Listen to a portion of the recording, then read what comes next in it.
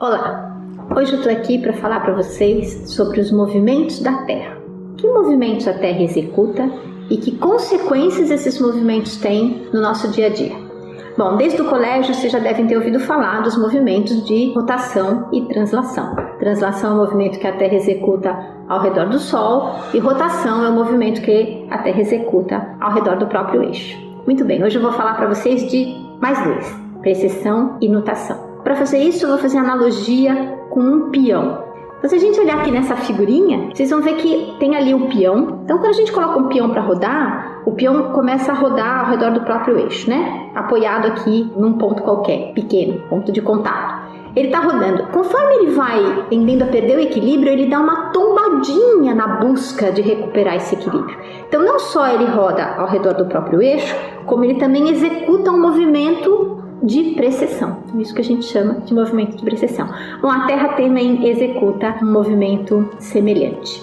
Além disso, existe um movimento conhecido como nutação. Esse é menos importante, mas já que a gente está falando deles todos, né? Vamos lá discutir a nutação também. A nutação é devido a pequenos desvios ao redor do movimento de precessão. Então, a Terra está, conforme ela precessiona, conforme um peão precessiona, é mais fácil de ver, ele também pode sofrer esses pequenos desvios, como mostrado aí na figurinha. Ok, então vamos discutir esses movimentos e o que eles causam na nossa vida diária. Então, antes de fazer isso, eu queria contar para vocês que existe um ângulo entre o eixo de rotação da Terra e o seu plano orbital. Então, aqui está o plano orbital, que depois a gente também vai chamar de elíptica, é o plano no qual a Terra roda ao redor do Sol. Então ela está rodando assim, né, e executando esse movimento de translação, mas o movimento de rotação dela não é assim.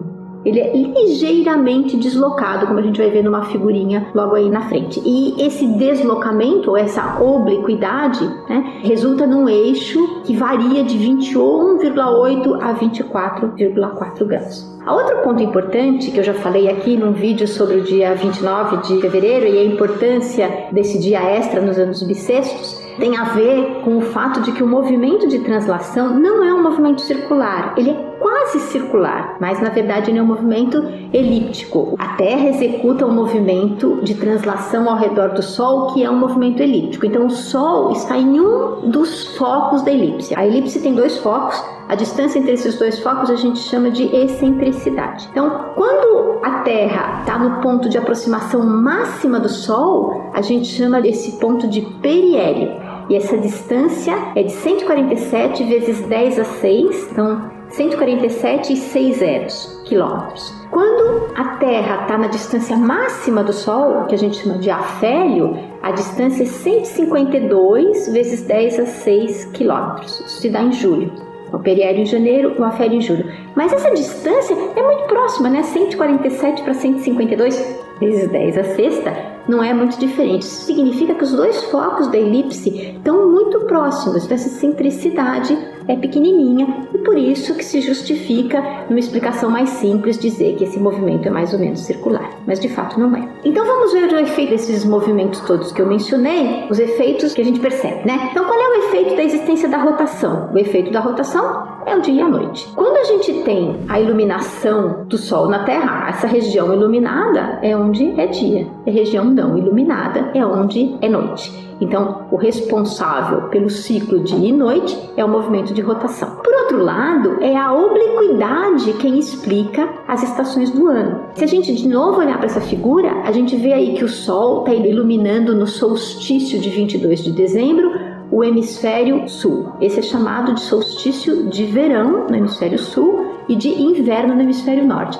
Por que isso é assim? Porque a gente vê claramente nessa figurinha que existe uma maior incidência solar no sul do que no norte. Por outro lado, no solstício de inverno, que está lá no outro lado da figura, no solstício de inverno do hemisfério sul, é justamente o hemisfério norte que está sendo mais iluminado. Então, verão no hemisfério norte, inverno no hemisfério sul.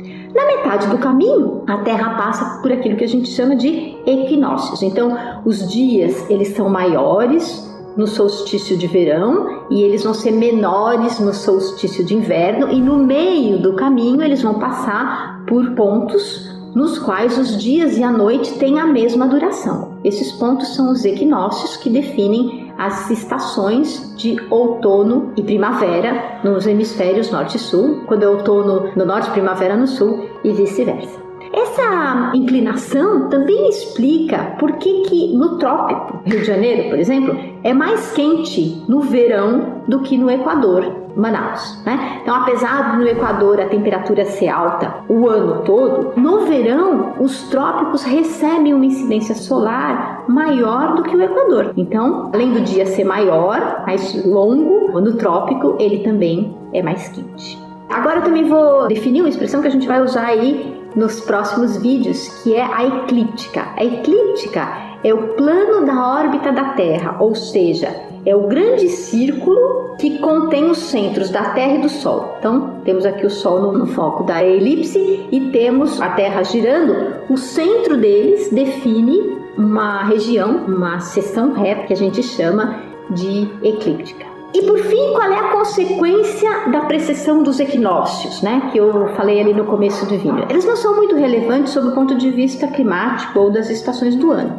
O principal efeito é a antecipação dos equinócios. Então, os equinócios é o tal do período do ano em que a Terra possui dias e noites com a mesma duração, né? Então, o fato de haver uma antecipação nesse dia, que cunhou o nome precessão dos equinócios, né? A precessão da Terra também é conhecida como precessão dos equinócios. É isso que justifica essa denominação.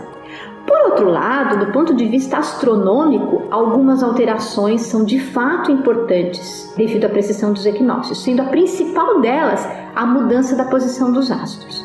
Então, por exemplo, eu vou voltar a falar mais disso quando eu mencionar o zodíaco, mas aqui a gente pode ter uma ideia. Antigamente, os solstícios de verão no hemisfério norte ocorriam quando o Sol se posicionava sobre a constelação de Câncer. A gente vai ver como é que essa coisa funciona também num próximo vídeo.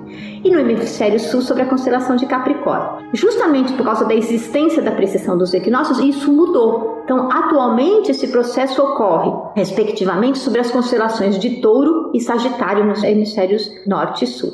Tá bem, então por hoje é isso. Eu espero que isso tenha ficado claro. E a gente vai voltar a usar esses conceitos vistos hoje em outros filmes mais pra frente. Até mais!